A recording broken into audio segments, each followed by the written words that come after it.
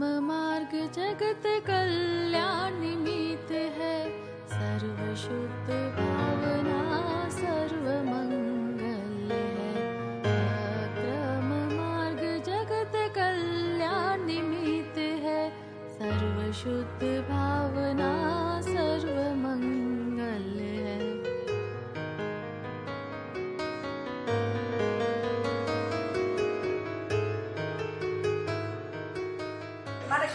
हाँ बोलो।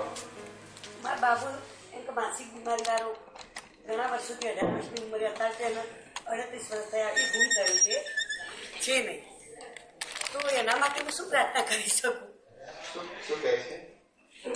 મારો મોટો બાબુ એક 8 વર્ષથી માનસિક બીમારી તો હતી, વર્ષોથી થોડી હેરાન પરેશાન પણ હતી, પણ અત્યારે આગળ છે નહીં, તો હું એના માટે હું શું પ્રાર્થના કરી શકું? કે આમાં એટલે એક્સપર્ટ થઈ ગયો છે, એ ખબર નથી, હવે ગયો છે ઘર છોડી. માનસિક બીમારી એટલે જતો રહે છે 8 વર્ષથી છે નહીં, આમ તો હતો જ, મેન્ટલ હોસ્પિટલમાં રાખતા, થોડું ઘરે રાખતા, તો છે કે નહીં એ તો કોઈ આપણને કોઈ નથી, તો એના માટે હું શું પ્રાર્થના કરી શકું?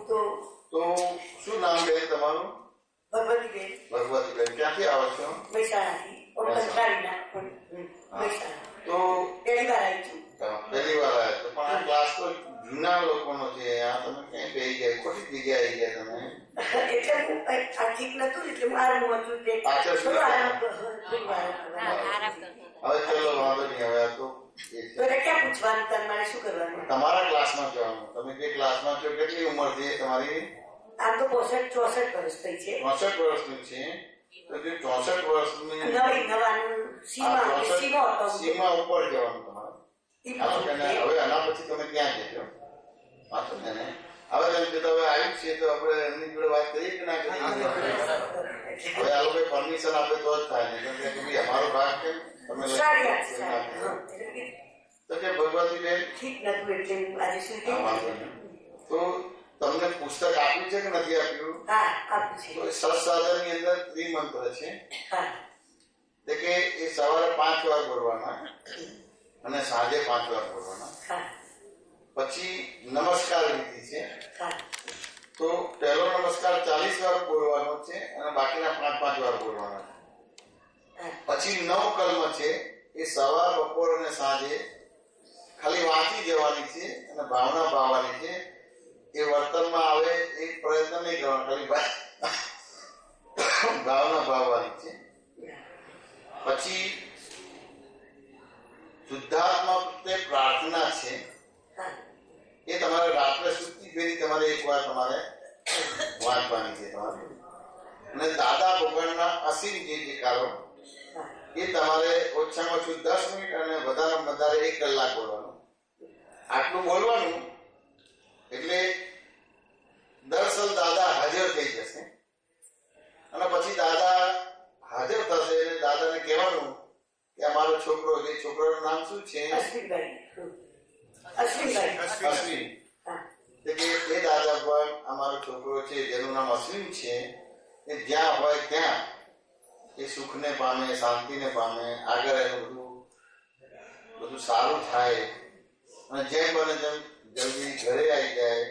એ ક્યાં છે, શું છે, જીવે છે, મને જે ખબર નથી, પણ તમે એનું ધ્યાન રાખજો અને એનું રક્ષણ કરજો. એ મારી પ્રાર્થના છે ને, મારી પ્રાર્થના સ્વીકારો. આટલું તમારે કરવાનું, તો બધું એનું સરસ થઈ જશે. ભગવતીબેન વાત સમજ્યા ને? કેટલા ભૂવા ભૂપાળા તો બધા કંઈક કરે છે સાહેબ. ભગવાન પરમાત્મા ઉપર છોડીને ભક્તિ પણ ઘણી કરું છું. પાર્કુલર દાદાની તો પરીક્ષા આપી છે, આમ છે, પણ કીધું ચલો દાદા ભગવાનના વિવેકમાં પીસીના સસરા વર્ષોથી મને કહેતા હતા કે બેન તમે અહીંયા આવો, તમે આવો, તમારે બધું સારું થશે. પણ જયારે દાદાની કૃપા હોય ત્યારે અવાય તો મારે રહી પડે તો આવા ઊંઘેલા પણ જતા બેબીના સસરા સાસુ બેબી એ તો દુઃખી ગયા હસી ગયા છે. મારી બેબી છે એને બાલિક છે, અને મારા બીજા 2 બાબા છે એ સુખી છે બીજી રીતે તો, પણ આ બાબાની ચિંતામાં બધા એનો હું તો માં, એટલે આપણને થાય થોડું કે ક્યાં હશે, શું હશે, એવું થતું હોય. એટલે ઉપાય હોય તો કીધું આ ઉપાય છે અને બધું સરસ થશે. આ તમારે નિયમિત કરવાનું. પાછળ ને મારા ખૂબ આશીર્વાદ છે. પછી આ બધા મહાત્માને પૂછ્યું છું કે આ ભગવતી બેનની જે ચિંતા છે બધી જતી રહેશે, બધું સારું થશે કે નહીં થાય? જો બધા કે 100% સારું થશે, તો બધા આશીર્વાદ છે કે નહીં? જો બધા મહાત્માના પણ આશીર્વાદ મળી ગયા, આપતપુત્રોને મળી ગયા, એટલે હવે ચિંતા નહીં કરવાની. પાછળ ને જેમ ગાડીમાં બેસે પછી જલ્દી જોધપુર આવી જાય, જલ્દી જોધપુર આવે તો આવે ખરું? યથાર્થ ગાડીમાં બેસી ગયા એટલે જોધપુર આવી જશે તમારે. એટલે આ યથાર્થ ગાડીમાં બેસી ગયા છે તમે, એટલે હવે તમારે ચિંતા કરવાની નહીં. અને આ બધા સંકિતધારી મહાત્માઓ છે અને બધા જ કે 100% સારું થઈ જશે. ખ્યાલ આવે કે નહીં? હવે તમારે ખાલી ભક્તિ કરવાની રહે. પણ કઈ ભક્તિ? મેં અત્યારે તમને જે બતાવ્યું ને એ તમારે કરવાનું, એટલે બધું સરસ થઈ જશે. અને મારે ખૂબ ખૂબ હૃદયથી આશીર્વાદ. ગીતા મોઢે છે, આખી પ્રાર્થના પેટીમાં બધું છે, બધું કરી ચૂકી છું. બરાબર છે. પણ ભગવાને તો નાનો બાબો ભગવતી બેન તમે આ વસ્તુ બોલશો ને તો એક અંતરાય પડશે. અંતરાય પડશે. અહીંયા તમે જે પ્રોબ્લેમ મને કહો છો અને પછી હું જવાબ જે આપું છું, અને જવાબ પછી બોલો છો કે 18 અધ્યાય વાંચ્યા તેમ છતાં નથી થયું, એટલે બીજો ભાવ એવો પણ થાય છે કે આવું જે બોલું છે એનાથી પણ નહીં થાય, તે દોષ બેસે. આ સમજ્યા કે ના સમજ્યા? આત્મા સંતોષ નથી થયો કે બાબા શું હશે? કશું ના થાય તો વિશ્વાસ તો રાખો. આ તો વિશ્વાસ રાખો. તમે પૂછો છો અને હું કહું છું એની પર વિશ્વાસ નથી બેસો તો એ તો તમે જ અંતરાય પાડો છો. આપણે એવું માને કે નથી જ થવાનું, પણ અત્યારે જે હું કહું છું એને તો સ્વીકાર કરો. પણ હું જે કહું છું એની સામે શું બોલ્યા કે મેં ભગવદ ગીતા કરીને 18 અધ્યાય કર્યું તેમ ના થયું, માટે તમે કરશો તો એ નહીં થાય. આ મિનિંગ આવો નહીં. એટલે તમે જે કર્યું એ અત્યારે હાજર નથી કરવાનું. સાચું ને? તમારે એટલું કે આ અહીંયા કીધું તો કે બધે વિશ્વાસ હતો, તો અહીંયા વિશ્વાસ જ રાખવાનો છે, ભાગાકાર નથી કરવાનો. મિલનભાઈ ખ્યાલ આવે છે ને આ કેવી રીતે અંતરાય પડે છે? આ તો એમની પુણ્ય હશે કે એમને બ્લોકમાં જવાનું ના થયું, નહીં આવવાનું. તમારો સહયોગ થયો અને આ અદભુત સાક્ષાત્કાર એવું કહેવાય. આ સહયોગ બાજે જ નહીં, નિમિત્ત નિમિત્ત કહેવાય. અને એમાં બેસવા અને એમના આશીર્વાદ મળવા મેં તો અનુભવેલું છે. મેં સાબરમતી જેલમાં સત્સંગ ગોઠવ્યો હતો. હું જયારે પરમિશન લેવા ગયો, તરાલ સાહેબ હતા, એમને સ્પષ્ટ ના પાડી દીધી કે સાહેબ આ બધું ના હોય. અહીં અમારે તો 58 ટેરરિસ્ટ છે.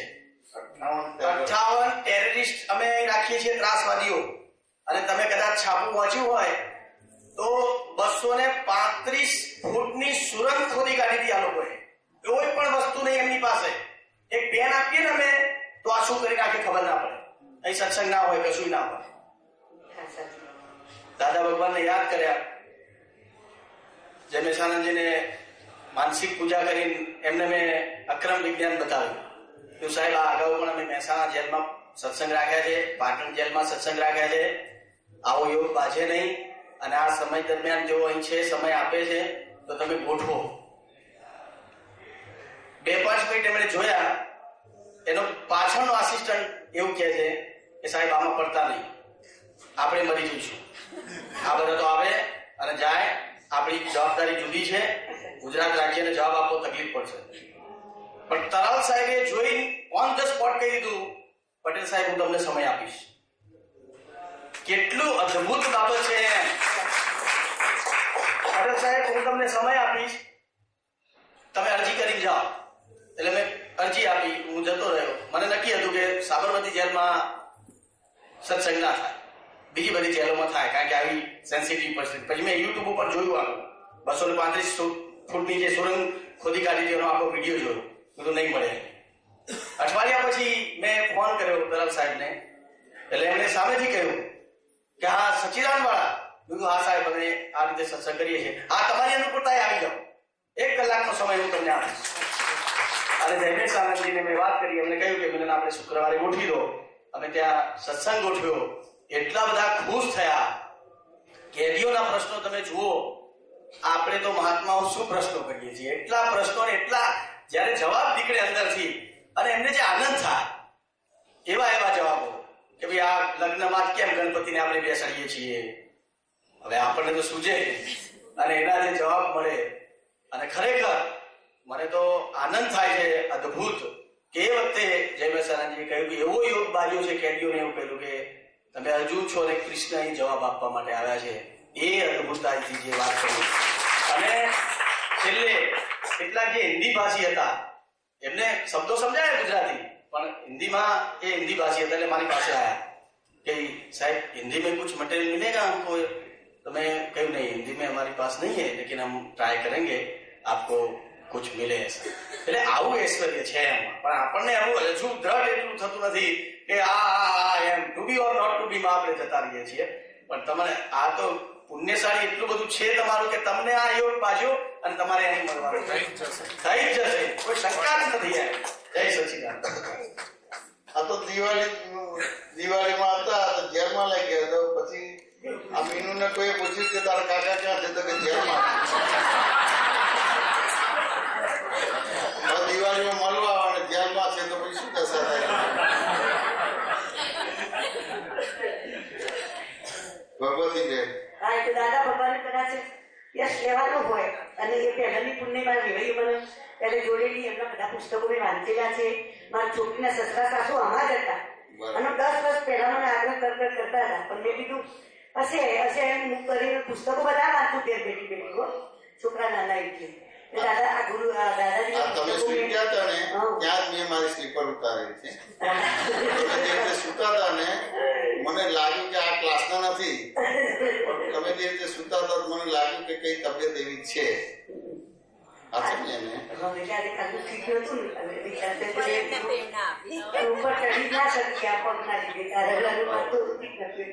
એટલે આ બધાની પ્રાર્થના. એટલે આ જે જેલના પ્રસંગની વાત કરે છે, તો મહેસાણા જેલમાં સત્સંગ થયેલો હતો. તો સત્સંગ થયા પછી અમુક મુસલમાન હતા, 3-4 મુસલમાન હતા, 2-3 હિન્દુ હતા, પ્રશ્નો કર્યા હતા. પછી એ જેલના સુપ્રિન્ટેન્ડન્ટ હતા, સાહેબ આ ગુરુજીને દર મહિને 2 મહિને બોલાવવાના. એટલી મોટી વસ્તુ. અહીંયા જોધપુરમાં છે ને 2 વર્ષ સત્સંગ થયેલા છે. 750 કેદી ની જોડે સત્સંગ થયેલા છે. અને જેલની અંદર દાદા ભગવાનના 50 સૂત્રો લખેલા છે. સામાન્ય રીતે ગવર્મેન્ટ જેલ હોય ત્યાં દાદા ભગવાનના સૂત્રો ના હોય, ગાંધીજીના સૂત્રો હોય, જવાહરલાલ નહેરુ ના હોય, પણ દાદા ભગવાનના ના હોય કોઈ સૂત્ર. પણ દાદા ભગવાનના સૂત્રો લખાયેલા હતા અને સત્સંગ થયેલો હતો. જબરજસ્ત ફેરફાર થયો છે. એ યુટ્યુબ ઉપર છે, એ જેલનો પ્રોગ્રામ બધું છે. એ પછી કનુ દાદા જોડે અમારે થયો હતો. તો કનુ દાદા જે પ્રશ્નો કેદીઓ કહેતા કે આવા પ્રશ્નો કરે છે અને એના જે જવાબો હતા અને પ્રશ્નો હતા એ પણ એની કેસેટ બનેલી છે, વિડીયો ઉતારેલી છે આખી. એ રીતે જયપુર જેલમાં પણ એવી રીતે પ્રોગ્રામ થયેલા હતા. સાચું ને? એટલે આપણે તો ખાલી દાદા આપણા હૃદયમાં જ જોઈએ. સાચું ને? અને શંકા કુશંકા કરવા જેવી નથી કે પેલો પ્રયત્ન કર્યો છે એટલે આ પ્રયત્ન ખોટો થશે એવું જરૂર નથી. આપણે હંમેશા શ્રદ્ધા રાખવાની રહે, વિશ્વાસ રાખવાનો રહે. એમાં લોસ ક્યાં છે કે પૈસા આપવાના છે? તો શું કામ આપણે આપણો વિશ્વાસ ગુમાવી દેવો? એટલે દાદા ભગવાને કીધેલું તમને કશું સમજ ના પડે તો કે વિશ્વાસ રાખજો. વિશ્વાસ આ જગતનો મોટામાં મોટો શ્વાસ છે, પ્રાણવાયુ છે. પણ સંજોગો એવા બને છે તો પહેલા વિશ્વાસ જ ઉડી જાય છે. સમજે કે ના સમજે? પણ કોઈને ખબર નથી કે આપણા કર્મો જ એવા છે કે કર્મો બરાબર નથી કરતા. તો કોઈની આપણને પ્રાર્થના કરે છે પણ આપણને વિશ્વાસ જ નથી, તો પ્રાર્થના કેમ નહીં પહોંચે? કોઈ કનેક્શન હોય તો પહોંચે ને. તો કે કોઈ પ્રાર્થના કરે તો આપણે વિશ્વાસ તો રાખવો ને. ન થાય એ તો આપણે અમુક સમય પછી એ કરવાનું છે. પણ પ્રોબ્લેમ સોલ્વ કરવા જઈએ છીએ એ પહેલા જ આપણો વિશ્વાસ છે તો કેમનું થશે? ભગવતી બેન વાત સમજે કે ના સાચી વાત છે. વિશ્વાસ તો રાખવો જરૂરી છે. દાદા કહે છે ને ગીતામાં પણ કે તું વિશ્વાસ રાખવી કરી દે તો જ તને ભક્તિ પહોંચે છે. ને તો એ તો એ રીતે પણ દાદા ભગવાન એમ જ કહે છે ને તો વિશ્વાસથી ને શ્રદ્ધા મોટી છે. દાદાજી તમે દાદા ભગવાન તમે સંભાળી લેજો. દાદાને સોંપી દેવાનું. અને દાદા ભગવાન વ્યક્તિ રૂપે નથી. વ્યક્તિ રૂપે હોય તો અમુક લોકોનું કરે ને અમુક લોકોનું ના કરે. પણ દાદા ભગવાન તત્વ રૂપે છે એટલે બધાનું જ કરે. એટલે આખો તમારો પ્રોબ્લેમ છે, તકલીફ છે, દાદાને સોંપી દેવાની. જેમ તમારે અમદાવાદ થી જોધપુર આવવું હોય એક તકલીફ જ કહેવાય કે ના કહેવાય? પણ પેલા રેલવે વાળાને સોંપી દો એટલે એની અંદર તમે બેસી જાઓ. પછી શું કરવાનું? કે એન્જિનને ધક્કો મારવાનો કે ઊંઘી જવાનું? અહીં પહોંચી જ જાઓ તમારે. આટલું જ કરવાનું. 10 વર્ષ પહેલા વિવેકનું બી ના માન્યું એટલે જે આપણે પકડ્યું હતું કે ચલો દાદા ભગવાનમાં અહીંયા હોલ છે મહેસાણામાં ટીવી જોડે તમે ત્યાં આવો તો તમને મનને શાંતિ મળશે. આ બાબાનું પણ તમે કઈ પેલું થતો પણ એ વખતે મારું પેલું નતું એ મેં મારું જે કરતા એ ભક્તિ રાખી.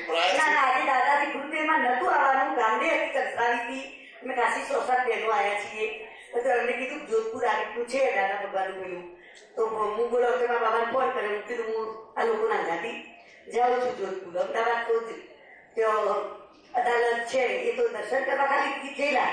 એના પ્રવચનો કર્યું તો ઘર ઘેર બેઠા નિરૂપાના બધા બહુ સાંભળ્યા. પેલું છે રેવાઈ ગયા કરતા નતા.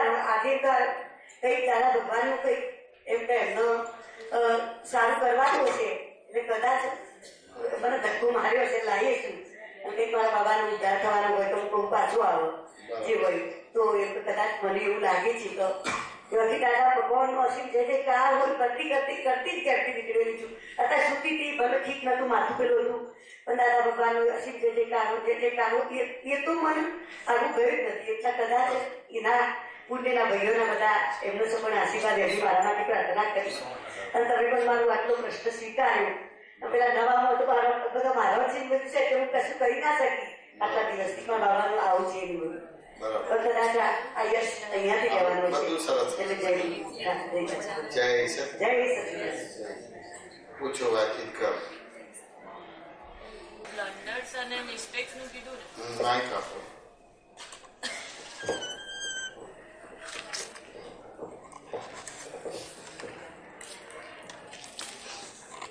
બ્લન્ડર્સ તો આપણને જ્ઞાન મળ્યું એટલે ગઈ, પણ આ મિસ્ટેક્સ જે છે ને એ એક્ઝેક્ટ શું વસ્તુ છે? એ તો તારા ડે ટુ ડે લાઈફ નો કોઈ વ્યવહાર બતાય, કોઈ સંજોગ આવે છે બતાય તો ત્યાં મિસ્ટેક શું છે ના. એટલે આમ જનરલ આપણે જો તમે જેમ કહ્યું કે સંજોગ વસ્તુ એ જો તમે ડેફિનેશન આપો છો કે એમાં તમે થઈ જાઓ છો એ મિસ્ટેક્સ છે કે એની પર આપણે ધ્યાન નોર્મલ નથી રહેતા કે ન્યુટ્રલ નથી રહેતા કે એ મિસ્ટેક્સ છે? મિસ્ટેક એટલે શું? ધારો કે હું મીનું છું એ બ્લન્ડર્સ કહેવાય. એ બ્લન્ડર્સ કહેવાય. પાછો જાય ને એટલે સામાન્ય તો હું મીનું છું એટલે જે તમને કામમાં ના આવવાનો હોય એના પર વિશ્વાસ બેસે, અને જે કામમાં આવવાનો છે એના પર અવિશ્વાસ બેસે, એને ભૂલ કહેવાય. એને મિસ્ટેક્સ કહેવાય. એટલે આપણે પાછા બ્લન્ડર્સમાં જતા રહીએ છીએ એટલે પાછી મિસ્ટેક્સ ચાલુ રહે છે. ના, જતા નહીં, એ કેન્દ્ર જ છે. બ્લન્ડર્સ એ કેન્દ્ર જ છે. પણ એવું કે આ જ્ઞાન લીધું એટલે તમારી બ્લન્ડર્સ ઉડાડી, પણ એ હજી એ આપણે રહ્યું નથી. ના, બ્લન્ડર જતી રહી. હવે તમે સીધા બ્લન્ડર્સ નો એનો પ્રભાવ છે એટલે એના લીધે પછી આ મિસ્ટેક્સ થાય. ના, બ્લન્ડર્સ તો જતી રહી, પણ એનું જે પેલું કે સાપ જાય ને લેસોટા રહે કે ના રહે એ રીતે જ ભૂલો. અચ્છા, ભૂલો પછી એ રીતે ભૂલો છે. સાચું ને કે ના સમજાય? એટલે કે ભાઈ બ્લન્ડર્સ ઉડાડે પણ બ્લન્ડર્સ નો એની સાયકોલોજી ઇફેક્ટ રહે છે. કે સાયકોલોજી ઇફેક્ટ ઉડાડવાની એટલે કેવી રીતે છે કે તમારે દિવસ દરમિયાન અમુક રીતના પ્રયોગો ગોઠવવા પડે ને મૂકવા પડે કે બાય રિલેટિવ પોઈન્ટથી હું મીનું છું, બાય રિયલ પોઈન્ટથી શુદ્ધાત્મા. બહાર જાઓ બાય રિલેટિવ પોઈન્ટથી આ તમારું કે ગુલાબ છે, છોડ છે, ગાય છે, કૂતરું છે, બાય રિયલ પોઈન્ટથી શુદ્ધાત્મા. તો આ બ્લન્ડર્સ જે છે એ તૂટે તમારે. એટલે એની જે સાયકોલોજી વર્તે છે એ ઓછી થતી જાય. એટલે બાય રિલેટિવ પોઈન્ટથી આવી રીતે જોવાનું, બાય રિયલ પોઈન્ટથી જોવું પડે. સાચું ને? ધારો બોલે છે તો બાય રિલેટિવ પરથી બોલે છે ને બાય રિયલ પરથી શુદ્ધાત્મા. તમારાથી કંઈક સુધરે છે રિલેટિવ ઉપરથી શુદ્ધાત્મા એટલે આપણું દર્શન હવે ક્લિયર રાખવું જોઈએ. એ રીતે તમારો બ્લન્ડર્સ નો પ્રભાવ મિનિમાઇઝ થવા માંડે. સાચું ને એને હવે મિનિમાઇઝ થાય એટલે પછી એ રીતે તમારો ભૂલનો ભાગ પણ ઓછો રહે તમારો. સાચું ને એટલે એ બ્લન્ડર્સ નો પ્રભાવ એટલે આમ વ્યવહારમાં હોય ને કે ધારો કે તું એલ્પા રહેતી હોય અને તારો નેચર સારો હોય, બધું ચોખ્ખું રાખે ને બધું કરે તમારે બધું બધું હોય, પણ પછી થાય કે અહીંયા જોધપુર આવું છે શિબિરમાં, એટલે કે 5 દિવસ અહીં આવવાની છું, તો ત્યાં પેલા રહેતા હોય આપતો કે જો આ 5 દિવસ જે મેં કર્યું છે ને એવું જ રાખજે એમ કે. તને ખબર છે કે બીજા આવે તો બગાડી નાખશે, એટલે ત્યાં જે કર્યું છે એનું કહીશ કે ભાઈ આમ જોઈએ તો કે આ જે તારી બિલીફ છે વાત બરાબર છે, પણ ત્યાં આગળ પછી ધારો કે તું મને આવું કે તો વાત બરાબર છે, પણ તારું દ્રવ્ય ક્ષેત્ર કાળ ભાવ જુદું છે અને બીજો આવશે એનું દ્રવ્ય ક્ષેત્ર કાળ ભાવ જુદું છે. તો તને બ્લન્ડર ને ભૂલ ઉભી થઈ, પણ મેં શું કીધું તને કેટલું દરેક ના દ્રવ્ય ક્ષેત્ર કાળ ભાવ જુદા છે, પણ તને પકડ શું છે કે ના મારે તો ચોખ્ખું જ જોઈએ. હવે અજ્ઞાન પ્રત્યે તને એ થાય છે અને શ્રદ્ધા ત્યાં બેસે. આ તો બધું રિલેટિવ છે. ચોખ્ખું થશે ને બગડશે ને બગડશે ને ચોખ્ખું થશે, આપણા જતા બીજા જ થશે. સામાન્ય રીતે આવું હોવું જોઈએ, સામાન્ય ભાવે હોવું જોઈએ. સાચું ને એને. હવે બીજું આવે તો તમને રાગદ્વેષ ના થવા જોઈએ, ક્રોધમાન માલોક ના થવા જોઈએ. ત્યાં શું હોય કે ભલે આ વાત સારી છે ને ખરેખર ચોખ્ખું હોવું જોઈએ, પણ દરેક ના દ્રવ્ય ક્ષેત્ર કાળ ભાવ જુદા છે. હવે ત્યાં આટલું બોલો તો તમે આ બોલ્યા કે આ 5 દિવસ આવું રહેવું જ જોઈએ, પછી હું આવીશ એટલે તો રહેશે જ, પણ બીજા 5 દિવસ આવશે એ બધું પાછું મારે બીજું મહિના સુધી કરવું પડશે. તો તમે આત્માને કેટલું મહત્વ આપ્યું? આ વ્યવહારને રિલેટિવ કેટલો કીધો? રિયલ જ કીધો. એટલે જેવું આપણે આશા રાખીએ કે આવું રહેવું જોઈએ. એવી રીતે આ વ્યવહારમાં વ્યવસ્થિત શક્તિ કરતા કેટલું માન્યું? પેલાને કરતા માન્યું, અને આપણે એના ભોગતા થયા. ચોખ્ખું નથી રાખતા, બધું ચૂકાઈ જાય છે. હા તમને કે ના તમને એ રીતે પછી આખું કે ભાઈ આ આટલું છે તો હવે અમારે આ બધી વસ્તુમાં ઇન્વોલ્વ થયેલા છીએ, અને મારો આત્મા ક્યાં ખોવાયો છે? વ્યવહારમાં ખોવાયેલો છે કે ચોખ્ખું જોઈએ, આમ જોઈએ, તેમ જોઈએ. સાચું ને તો કે વાત બરાબર છે, પણ આ બધા સંબંધો બધા રિલેટિવ છે કે રિયલ છે? તો કે રિલેટિવ છે, પણ આપણી બોડી લેંગ્વેજ જોઈએ તો આ બધા સંબંધો રિયલ માનેલા છે. એટલે આમ હોવું જોઈએ ના હોવું જોઈએ બધું જ આમાં નિશ્ચય ભાષા છે. હવે રિલેટિવ હોય તો ત્યાં નિશ્ચય ભાષા ના હોય, સાચું ને, સામાન્ય ભાષા હોય. આમ હોય તો બરાબર છે, ના હોય તો ચાલશે તમારું, સામાન્ય હોય. નિશ્ચય ભાષા ક્યાં હોય? સાચું ને. તો કે હું આત્મા છું તો એ નિશ્ચય ભાષા છે. અને ધારો કે આવું બને, ધારો કે હું તને આવું કહું કે ભાઈ આ 5 દિવસ ચોખ્ખું રાખ્યું છે, હવે તું 5 દિવસે બધું ગોટાળા વળી છે, આવું રાખવાનું. સાચું ને એને. એટલે તું તરત મને કે દરેક ના દ્રવ્ય ક્ષેત્ર કાળ ભાવ જુદા છે, તો આને નિશ્ચય કહેવાય. તું મારા પ્રભાવમાં ના આવી. સાચું ને એને. આ નિશ્ચય કહેવાય, પણ આ નિશ્ચય કોઈને નહીં ખબર પડે. હું શુદ્ધાત્મા છું નિશ્ચય ખબર પડશે, પણ દરેક ના દ્રવ્ય ક્ષેત્ર કાળ ભાવ જુદા છે. તો આ વાક્ય કયા આધાર નીકળ્યું? કે આ વ્યવહારને મેં રિલેટિવ માન્યો છે માટે આ રિયલ નીકળ્યું કે દરેક ના દ્રવ્ય ક્ષેત્ર કાળ ભાવ જુદા છે. એટલે પેલાને કર્તા તરીકે નથી જોતું, અને એને કરતા નથી જોતું, મને અસર નથી થતી, એટલે આમાં જોવું જોઈએ એ ભાષા નહીં આવે તમારે. એટલે એ રીતે જે રિલેટિવ ભાગ રિયલ થઈ ગયો એ રિલેટિવ થઈ જાય, અને જે રિયલ હતો એ રિલેટિવ થઈ ગયો એ રિયલ થઈ જાય. ત્યારે આત્મા હાથમાં આવશે. બાકી હું બોલ્યા કરું શુદ્ધાત્મા થયું બાય રિલેટિવ તો કશું નહીં ચાલે. એટલે કે તમારા વ્યવહારમાં મને બતાવો, વ્યવહારમાં બધું આવું જ છે. એટલી બધી પકડ છે કે ભાઈ ગધેડાનું પૂછડું પકડે એમાં લાત જ મળે, મોક્ષ ના મળે, તોય છોડતા નથી.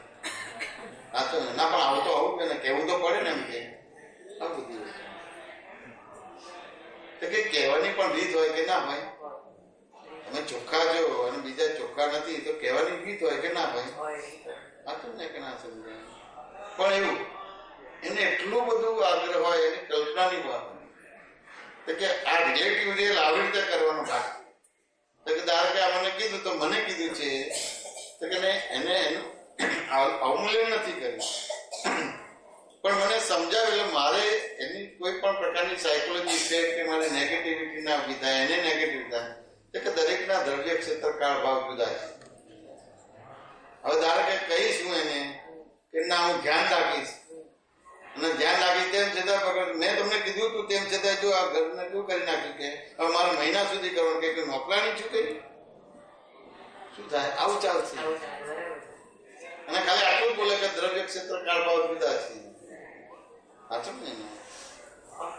તો તમને ખ્યાલ આવી જશે કે ક્યાંય એ કરવાની જરૂર નથી.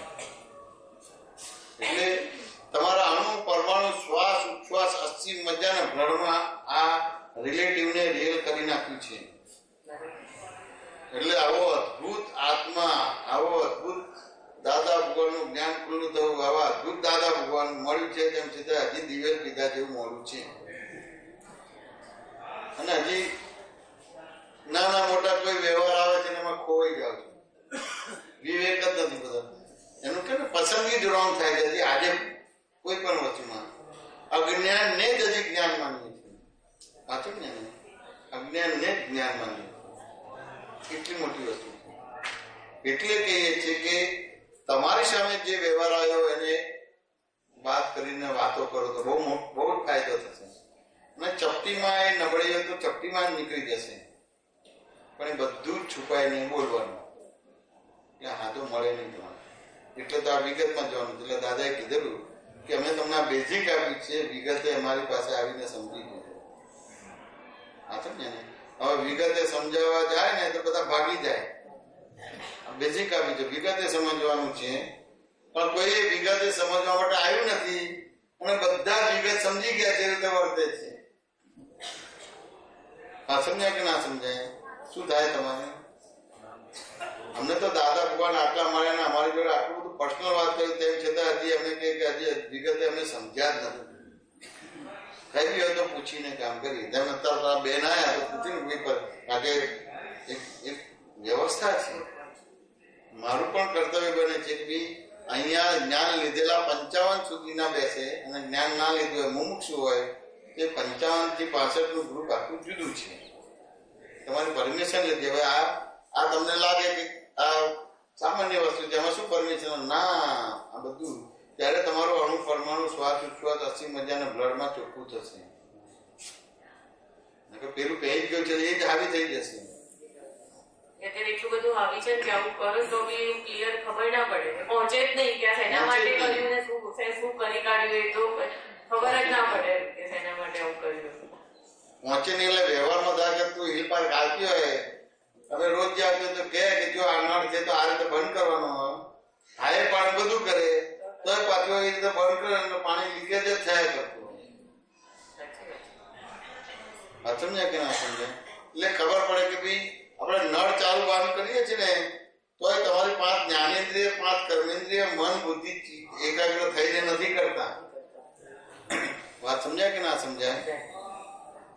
એટલે એક વ્યવહાર બી આપણે પૂરી રીતે નથી કરી શકતા, પૂરી જાગૃતિ કે એનાથી એક વ્યવહાર બી નથી થતો.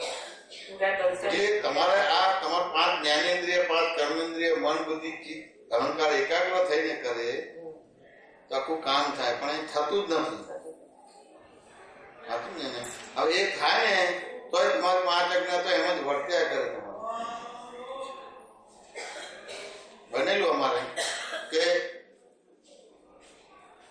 હજી તો પહેલો જ નાવા જાઉં છું અને નળ ભલે પાણી જ નથી આવતું. મેં પૂછ્યું જે રહેતું હતું કરતું કેમ પાણી નથી આવતું એમ કે. પછી જોયું તો ટાંકી ખાલી હતી એમ કે. તો શું જવાબ આવ્યો કે આ તો ઉનાળો છે ને એટલે પાણીનું પ્રેશર ઓછું હોય એટલે પાણી નથી એમ. અમે પછી કોઈ નાહ્યું જ નથી તો પાણી કેવી રીતે ખલાસ થઈ જાય? ક્યાં જો મનોવચન કાનો એકાત્મા યોગ જ નથી.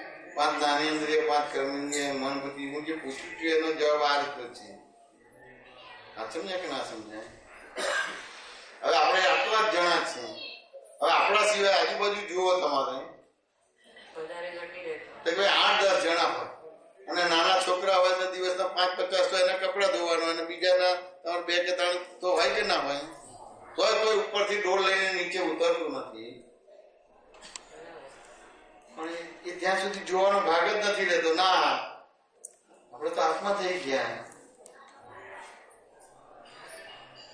તમને કે ના સમજાય? તે પછી આ કરતા કરતા કરતા બધું જોયું, વાત સમજે કે ના સમજાય?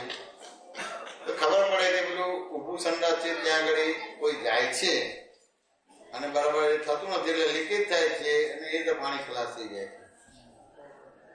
આ સમજ્યા ને? અને પછી કરતા કરતા એ બધું બરાબર કર્યું તો 3 મહિના સુધી 18 જણા રહ્યા હતા. 3 મહિના સુધી 18 રહ્યા, તોય 24 કલાક પાણી મળતું હતું બધા. હવે જેને આ કીધું તો એને આ જોયું તેમ છતાં એની નોંધ નથી.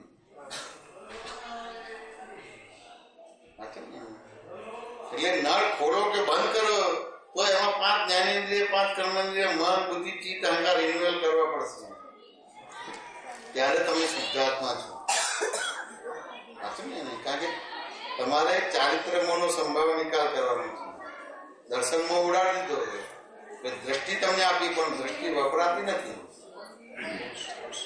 બાય રિલેટિવ એટલે કોઈ હું શુદ્ધાત્મા છું ને મીનું કામ કરે છે તે દાખલો બતાવે છે.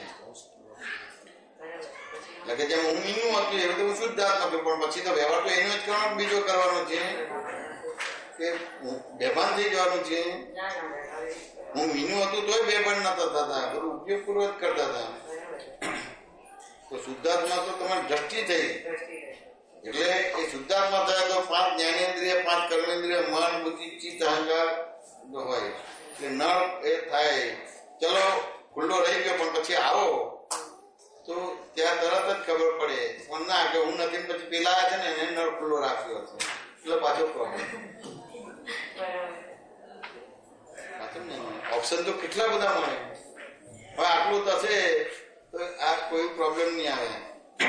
અને કોઈ તમે કલ્પના ના કરે એવા પ્રશ્ન પૂછો તો એના સાયન્ટિફિકલી જવાબ આપી શકશો તમે. આ વસ્તુ નહીં બને તો બધા પોપટિયા જવાબ આપશો, પુસ્તક ના ને એ બધા વાસ્તવિક નહીં આપો તમારે. એટલી મોટી વસ્તુ છે. સમજાવ્યું ને કે કોઈ બી ભૂલ કરે છે તો અમે નથી જોતા, એની પ્રકૃતિ છે. અને કીધું કે પ્રકૃતિ છે એટલે અમે એ રીતે વાત કરીએ છીએ. ત્યાં મારાથી કોઈ આધાર કે તારી જોડે વાત કરું છું તો પ્રકૃતિ જોડે વાત કરું છું. પ્રકૃતિ બધાને લાગુ પડે, એ કોમન છે. તને ભ્રાંતિ થાય છે કે મારી જોડે વાત કરે મારી ભૂલ કાઢી. પાછું તમારું એવું નથી આવતું જે જેને તે લઈ લે કે મને કીધું એ મારી ભૂલ છે કે મને આવું બોલ્યા જ કરવા એટલે બીજા પણ નાખે કે અમે એ તો એકવાર હિલપાર બેઠા હતા અને પેલું કઈક પેલું સિરિયલ ચાલતી હતી જોધા અકબરની, તો બીજા બધા બેઠા હતા. તે કરતા કરતા અમુક રોલ આવ્યો ને તો કોઈ લેડીઝ હશે તો એ જે રોલ એ જોધા અકબરમાં એ રોલ આવ્યો ને અને જે રીતે એ પિક્ચર ની અંદર એ લેડીઝ નો રોલ બતાવ્યો હતો કે ના આવું તો અમારા લેડીઝમાં ના હોય એમ. મેં કીધું આજે બતાવે છે તો એમ લાગે કે ભાઈ આ જોધા અકબર છે કે આ રૂકૈયા છે કે આ અકબર છે કે આ બધું. મેં કહ્યું આ સિરિયલ છે ને આ પ્રકૃતિ બતાવે છે. આ સમજાય ને? અને તું પ્રકૃતિ તરીકે જોયો તો તને આ આખી સિરિયલ થી તને આત્મા પ્રાપ્ત થઈ જશે. પણ તે પ્રકૃતિ તરીકે ના જોયું, પણ તું સ્ત્રી છે ને એને સ્ત્રી માની એટલે જો આ સ્ત્રીનું અપમાન કરે છે. આ સ્ત્રી પ્રકૃતિ છે. જો સ્ત્રી પ્રકૃતિ જોશો ને તો જેમ તમારી જોડે વાતો કરો છો એ ડ્રામેટિકલી સીધો આત્મા હાથમાં આવી જશે. અહીંયા વાતો કરશો તો એમાં બ્રેકડાઉન થશે કારણ કે જસ્ટિફાય કરશો. અને પેલું તો જે રાઇટર છે સ્ટોરીનો લખનાર છે બધા કલાકાર છે કે બીજા બધા છે એની સ્પીચ એની કઈ સ્ટાઇલથી બોલે છે એનું મ્યુઝિક છે એ બધું જ સંકલન કરે કે આવી પ્રકૃતિ તો આ રીતે જ બેસવાનું બોલવાનું કરવાનું અને આવું હોય તો આવું જ મ્યુઝિક કરવાનું આ રીતે જ એનું કરવાનું. એટલે એક્ઝેક્ટ પ્રકૃતિ બતાવે છે. એમાં પેલું નથી ચપટીમાં તમને કામ થઈ જાય. પણ આ તો એને કીધું ત્યારે મને ખબર પડી મેં આ રૂપિયા નથી આ પ્રકૃતિ છે. સમજાય ને? તને ઉદ્દેશીને નથી કહેતા, સ્ત્રી પ્રકૃતિને કહે છે. સમજાય કે ના સમજાય? એ તો તારી જોડે વાત કરે છે કે ભૂલ થાય છે કે 5,000 ની સાડીના 500 કીધા તે પ્રકૃતિની વાત કરે છે. એ સમજાશે તો કામ થશે. તો એ તમને નથી સમજાતું એટલે એમ લાગે એ જે દર્શન કેમ નથી સમજાતું? કેમ નથી સમજાતું? આ સમજાય ને તો કે ઘણા બધા કારણો છે, કદાચ સાચા હોય ને ખોટા હોય. પણ ધારો કે તમે સેવા કરવાનું આવ્યું, આ સમજાય ને કે દાદા ભગવાનની કેસેટ લખવાનું તમને આપ્યું અને કેસેટ સાંભળો એટલે દાદાનો સત્સંગ સાંભળો કે ના સાંભળો? એ સાંભળો અને કરતા કરતા એ સાંભળવાનું કોઈને કહો એટલે 2 જણના ફેરફાર થઈ જાય. એટલે બધું દાદા ભગવાનનું જ્ઞાન સમજી કે એવી રીતે જ હોય તમારે. એટલે કોઈને આ કાન ખુલ્લા પણ કોઈને સાંભળો જ નહીં તમારે. અને મને તો દાદા ભગવાનની કેસેટ મેં લખી છે.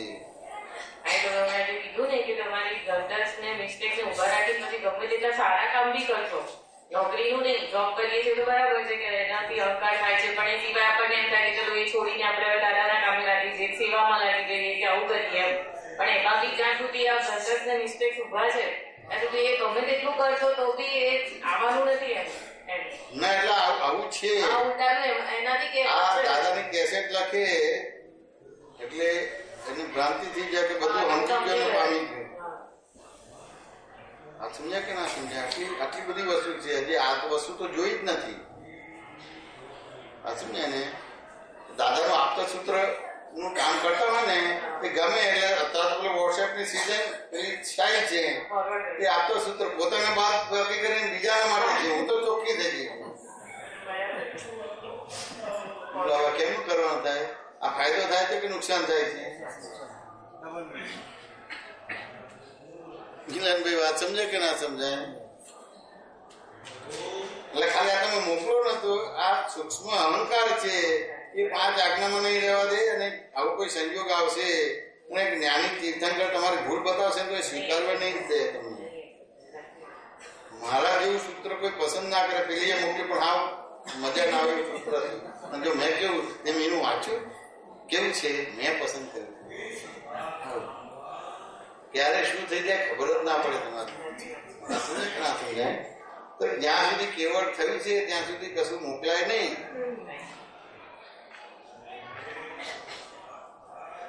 લોકોની પાસે લેવાનું છે, આપણી પાસે જે છે કોઈને આપવાનું નથી. તું નોકરી કરે તો પગાર મળે તો બીજાને આપી દે. તો તને આ સૂત્ર ગમી ગયું તો બીજાને આપવાનું કે તારી પાસે રાખવાનું છે? હા તો કોઈને કામમાં આવે ને. આ સમજ્યા કે ના સમજ્યા? આટલી મોટી પોતાનું અંદર તો હોય નહીં. સારું બી સૂત્ર આવ્યું તો આગળથી ક્યાંકથી ફોરવર્ડ થઈને આવ્યું હોય તો બી આપણે પાછા બીજા દર્શનને મોકલીને એની લાઈફ નું લઈએ કે જો આ મોકલી તો બધાને આપણું તો અંદર કશું હોય નહીં. સમજ્યા કે ના સમજ્યા? બહુ જ હાથ છે. જેટલી વિગતે જશો ત્યારે ખબર પડે બહુ જ નોકરી કરે છે તો પગાર તો કોઈને નથી આપતા. તો આજે તમારું કઈ ડેવલપમેન્ટ થયું છે તો તમને આ કંઈ મળ્યું ને. આપણે આપણું અંદર જોઈ લેવાનું છે, બીજાને પણ મળશે. આ સમજાય કે ના સમજાય? તો બીજાને પણ મળશે કે નહીં મળે? કારણ કે તું સૂત્ર મોકલે છે તો હું મોકલું છું કે એને તું જે મોકલે છે એને હું શું કરું છું? વાત સમજ્યા ને? અને આમે કરું છું ને આમે કરું છું. પણ બસ મારો એક ગુણધર્મ આવી જશે, મારું તને નથી મોકલવાનું. આ તો ધારો કે મિલનભાઈ આપણે કોઈને મોકલીએ ને સૂત્ર તો એ આપણને સૂત્ર મોકલે, 2 એકબીજાને આપે તો લે છે કોઈ નહીં તમારું. વાત સમજાય કે ના સમજાય? હવે આ ભટકાઈ મારે તો કોઈને ખબર જ નથી પડતી. વાત સમજાય કે ના સમજાય? આ બ્લન્ડર્સ અને મિસ્ટેક શું છે તમારે? માફી માંગે 2 જણની ભૂલ હોય તો કોઈ બી એક જ જણ માફી માંગે. તમારે એવો સિદ્ધાંત કે ભાઈ માફી માંગે તો આપણે પતી ગયું એમ. પછી 2 જણ માફી માંગે તો કોઈ મતલબ નથી એમ. એ તો આ તો 15-20 વર્ષ પહેલાનું પ્રદૂષણની વાત હતી. ધારો કે મિલનભાઈની કઈ ભૂલ હોય તો હું સમજાવું તમને. મિલનભાઈ તમે છતાં ના સમજે એટલે ભૂલ તમારી નથી. એ થયું કે ના થઈ ગયું? તમે ભૂલ મારી છે તો માફી માંગુ ને તો તમે પાછા માફી માંગો. આ સમજ્યા ને? મેં તમને સમજાયું તમને ભૂલ ના લાગી તો મારી ભૂલ થઈ ને તો તમારે માફી નથી માંગવાની, માફી આપવાની છે. વાત સમજાય કે ના સમજાય? પણ આવું થઈ ગયું છે. આ બધી જે અલૌકિક વાતો તમારી જોડે હોય છે ને એ ક્યાંય જોવા ના મળે. એક આ તો પછી બે બાજુ માંગી એક કે એટલે પછી પેલા બીજા માંગે તો તમે કીધું હવે તમારે માંગવાની નથી, હવે તમારે આપવાની છે. હવે આપવાની છે. બીજું ભાઈ આ ઘણી વાર હોય ને આ શબ્દો જ થઈ જાય છે મનોરંજન. આવું થાય ને પછી થાય ને હાય હાય મારી ભૂલ મને બતાવી એમ કે પછી આમ થાય ને બતાવતા રહેજો કે મારી ભૂલ તો બધું કાઢી નાખવું. આખું જો મોક્ષે જવું ને કોઈ ભૂલ બતાવે એનાથી ભૂલ જોવા નથી, તમને સ્વયં દેખાય તો તમારી ભૂલ જાય. પણ જો કેટલું બધું પૂતગલનું પ્રોટેક્શન કરે છે કે ભૂલ મને બતાવજો અને હું કાઢું, એ વાક્ય બરાબર લાગે છે. પ્રશ્નોત્તરી દ્વારા તમને એટલું સાયન્સ સમજાય છે, એના આધારે તમને સ્વયં તમારી ભૂલ દેખાય. હું તમને ભૂલ બતાવું તો સત્સંગ જ ના કહેવાય કે સત્સંગ કહેવાય નહીં કહું. આ બધું કરતા ને સત્સંગ ને બધું થાય તમારી સાથે એવા સંજોગોમાં હવે સમજાય છે એમ કે તમે કઈ બોલ્યા નથી ને તમારા એ વર્તન ને એનાથી અમે કેવી ભૂલો કરી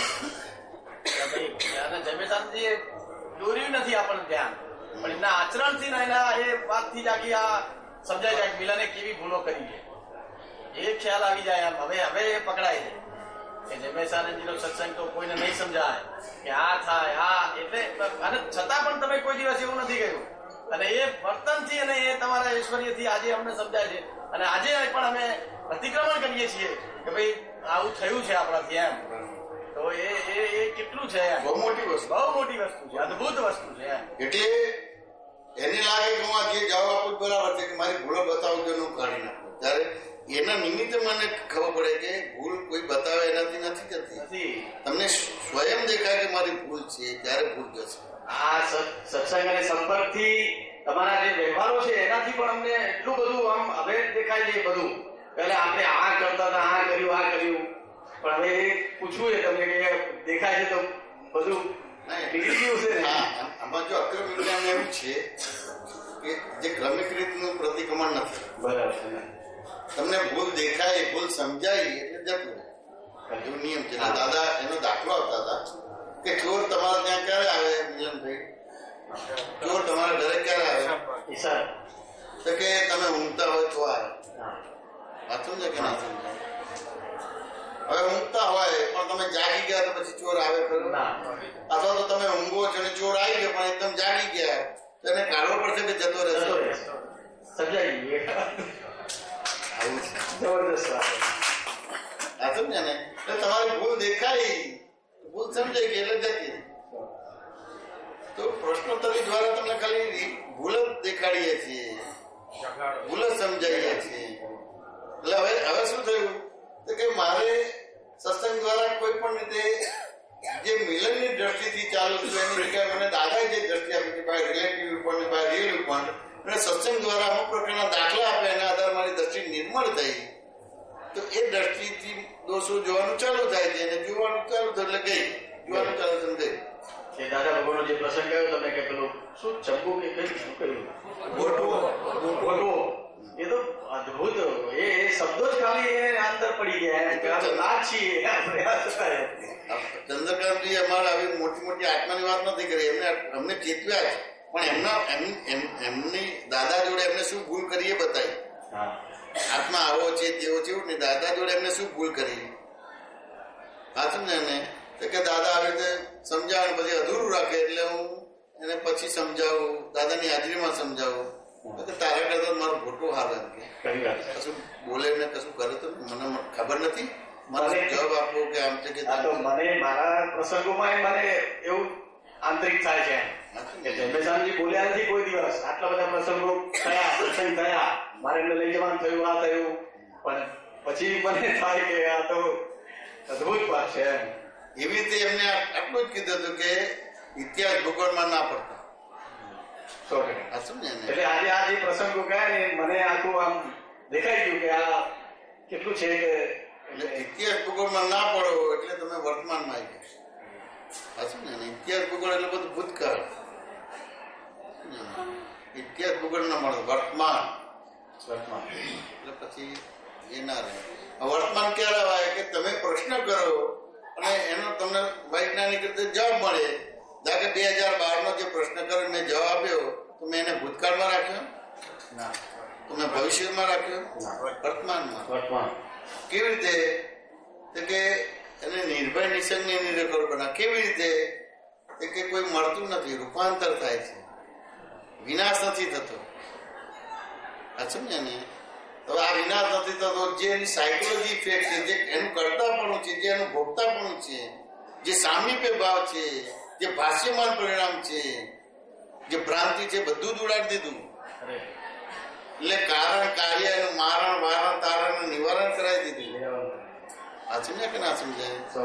એટલે આમ તો વર્તમાન એ શબ્દ તો બહુ પરફેક્ટ ના કહેવાય.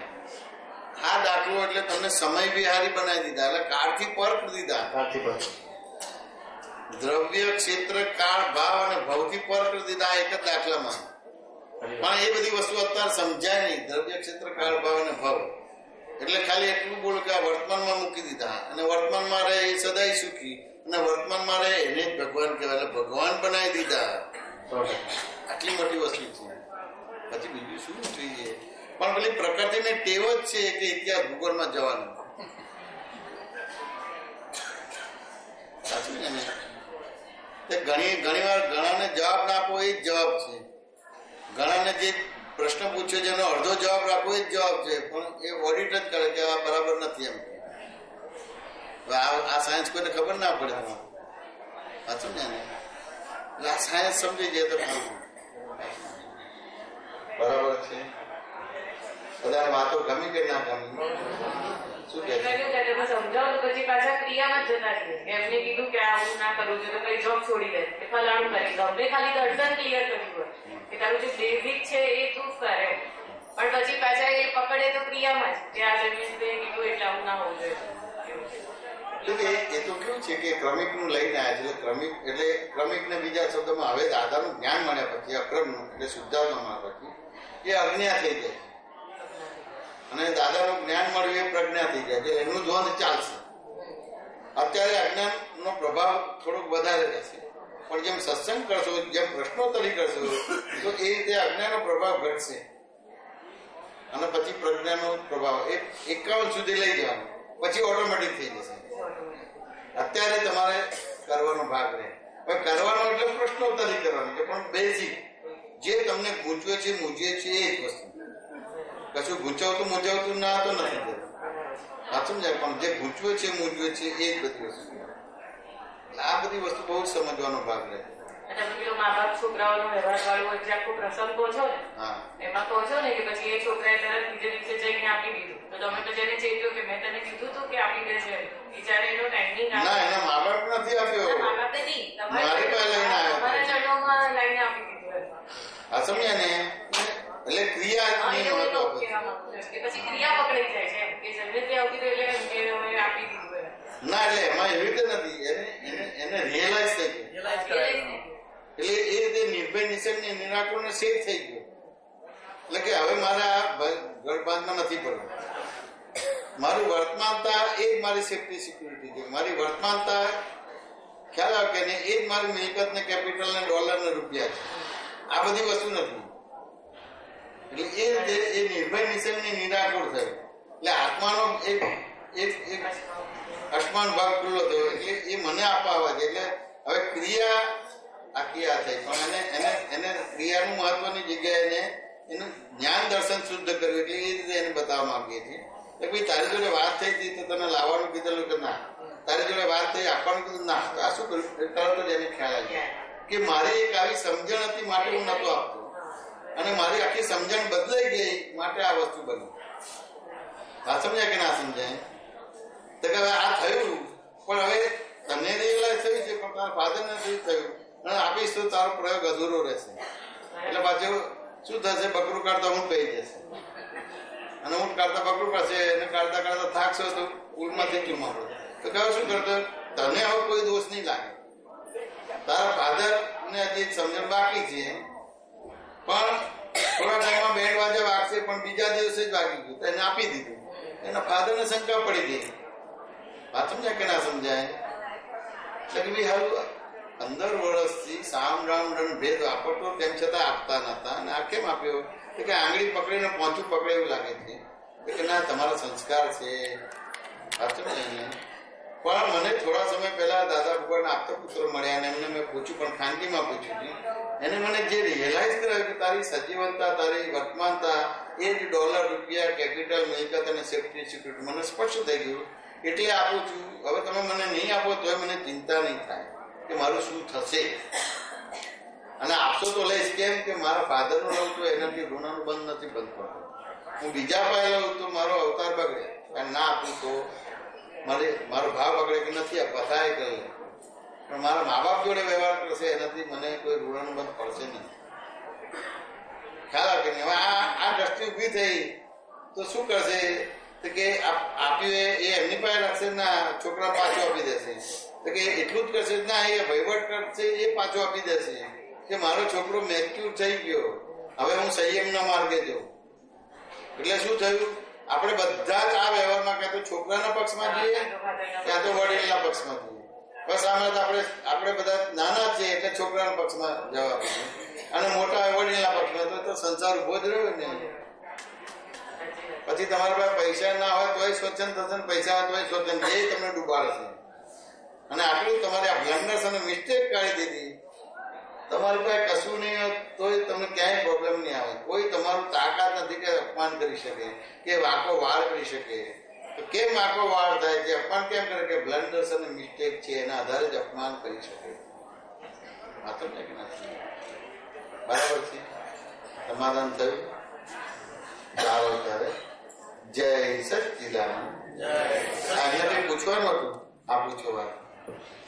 જય સચ્ચિદાનંદ.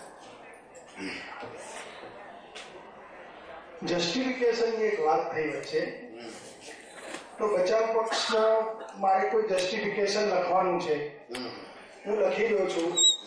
કન્ટેન્ટમાં 80% સત્યતા છે, 20% મારા સંસ્થાના દોષો છે, એને હું વર્ણવું છું અંદર. હું પોતે મારી જાતને એવું સમજુ છું કે હું ગિલ્ટી જ છું, કે હું મારા સંસ્થાના પર દોષો અંદર વર્ણવી રહ્યો છું. તો એના માટે મારે શું કરવું જોઈએ? શું નામ સાહેબ તમારું? રાજુ. રાજુભાઈ, ક્યાંથી આવો છો? મહેસાણા. બરાબર છે. એટલે જો તમારે એબ્સોલ્યુટ થવું છે કે વચગાળામાં રહેવું છે? એબ્સોલ્યુટ. તો એબ્સોલ્યુટ થવું હોય તો બન્યું તે જ ન્યાય. 80-20 નહીં ચાલે. બરાબર. કોઈ તમને લાખો મારે એટલે 80-20 નહીં ચાલે. અપ્રતિકાર દશા જોશે. પ્રતિકાર દશા નહીં, અપ્રતિકાર દશા છે. કોઈ એબ્સોલ્યુટ થશે. અને તમારે 4 ગતિને 84 લાખ વેની ભટકવું હોય તો 80-20 કરશો તો એ ભટકવાનો ભાગ જ આવશે તમારે. એટલે તમારે છૂટવું છે તો તમારી ભૂલ ના હોય તોય તમારે તમારી ભૂલ છે એવું સ્વીકારવાનું. અને એટલે જ નહીં એ કે તમે મને નહીં આખા જગતને જાહેર કરો, તો એ જાહેર કરશો તોય તમને પ્રોબ્લેમ નહીં આવે. આ સમજાય કે ના સમજાય?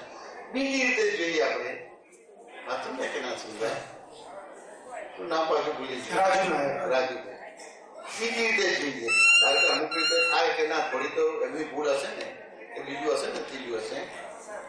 તો રાજુભાઈ, હું તમારી સામે બેઠો છું ને તમે મારી સામે બેઠા છો.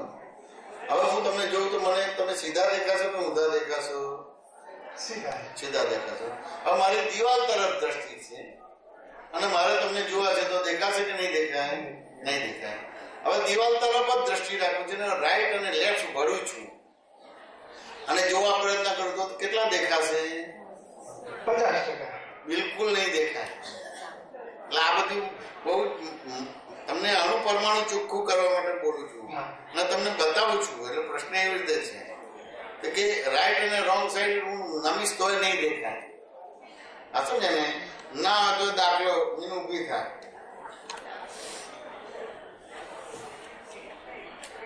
હવે એ સાહેબ હવે આ દિવાલ તરફ દ્રષ્ટિ રાખે તું રાઈટ નમ.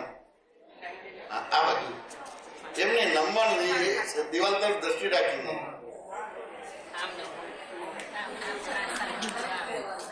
હવે જો આ વસ્તુ એ સમજાતી નથી એટલે કેટલું બધું પકડ છે. આ દિવાલ તરફ હું આમ નમું દેખાશે, આમ નમું દેખાશે, ના દેખાય. હવે આ નમું છું, આમ નમું છું તો દેખાશે. સમજાય કે ના સમજાય? હવે જો આ વસ્તુ એ સમજાતી નથી એટલે કેટલા બધા અટકી ગયા છે, કેટલા બધા ગ્રાહી ગયા છે આપણે. વાત સમજાય કે ના સમજાય? હવે શેના આધાર છે કે કોઈ એવા દાદા ભગવાનનું સત્સંગનું કેસેટ લખવાનું એમાં આવી ભ્રાંતિ થઈ જાય છે. આ સમજ એને તો દાદાનું છે. હવે આ થયું, હવે હું આ રીતે જોઉં બે પગ એ કરે તો દેખાય કે ના દેખાય? તો ઊંધા દેખાય છે કે સીધા દેખાશે? હવે એમ થાય કે રાજુભાઈ 5-25 સેકન્ડ પેલો કેવો સરસ હતા અને બગડી ગયા એટલે મને આશ્ચર્ય થશે. એટલે ઊંઘો થઈ જઈશ, દિવાલ તરફથી દ્રષ્ટિ કરી, તમારા તરફ દ્રષ્ટિ કરીશ અને હવે દેખું તો કેવા દેખાશે? સીધા કે ઊંધા? સીધા દેખાશે. તો મને જે ઊંધા ને સીધા દેખાતા એ ખોટું હતું? શું કહો રાજુભાઈ? સાચું હતું. તો જયારે મને ઊંધા સીધા દેખાયા ત્યારે તમે સીધા જ હતા કે ઊંધા સીધા હતા? સીધા હતા. સીધા જ હતા. કેમ હસવું આવે છે રાજુભાઈ? પકડી ગયા? ના, બરાબર. હા સમજ્યા ને? તો હવે ભૂલ ક્યાં છે? રાજુભાઈમાં કે જોનારામાં છે? જોનારામાં. આ સમજ્યા ને? એટલે 80% આપણી ભૂલ છે, 20% એની ભૂલ છે. વાક્ય બરાબર લાગે છે? પણ બચાવમાં નિવેદનમાં તો નોંધી શકાય ને. શું કહો છો? તો એનાથી બચાવ થાય ને. નિવેદનમાં નોંધી શકાય. જે જસ્ટિફિકેશન આપીએ છીએ એમાં મેનેજમેન્ટના 20% લૂપ હોલ છે એવું દર્શાવું તો બચાવ થઈ શકવાનો છે. હા એ બરાબર છે, બચાવ થવાનો ભાગ છે. પણ હું તમને આ સાયન્સ બતાવું છું.